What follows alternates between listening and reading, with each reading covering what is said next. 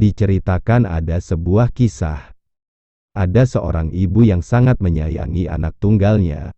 Karena rasa khawatir yang sangat, ditambah maraknya berita penculikan di media massa, sang ibu pun memberi nasihat kepada putranya.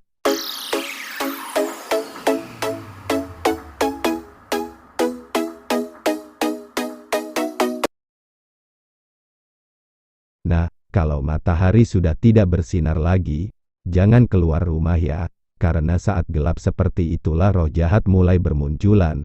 Ada yang disebut kuntilanak, genderuwo, dan lain-lain, pokoknya makhluk jelek, hitam, dan jahat. Maka dari itu belajar baik-baik di dalam rumah saja ya, terutama malam hari. Sang anak, yang sedikit penakut, dengan senang hati mematuhi nasihat ibunya. Setelah beranjak remaja, si anak tumbuh menjadi pemuda cilik yang penakut dan pengecut. Seringkali, ketakutannya yang berlebihan itu terbawa-bawa dalam mimpi.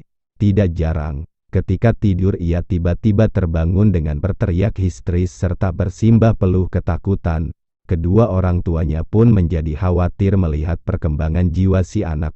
Berbagai nasihat bernada menghibur yang disampaikan si orang tua kepada anaknya tidak bermanfaat sama sekali.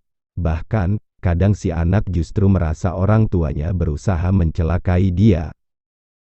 Suatu hari, sang kakek mendengar kondisi cucunya tersebut, maka ia pun segera menyempatkan diri berkunjung ke rumah anaknya.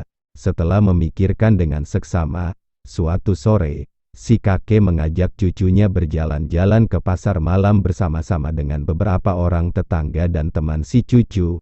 Sesampainya di pasar malam itu, mereka pun bersenang-senang. Sang cucu dan teman-temannya bermain dan melihat berbagai pertunjukan hingga malam hari. Setelah puas dan lelah bermain, mereka pun berjalan kaki pulang ke rumah. Tiba di rumah, si kakek meneruskan berbincang santai dengan cucunya. "Cucuku, terang dan gelap adalah sifat alam. Tidak ada hubungannya dengan roh gentayangan dan kejahatan. Sudah kita buktikan sendiri kan? Bukankah sepanjang jalan dalam kegelapan tadi tidak ada satupun roh jahat yang mengganggu?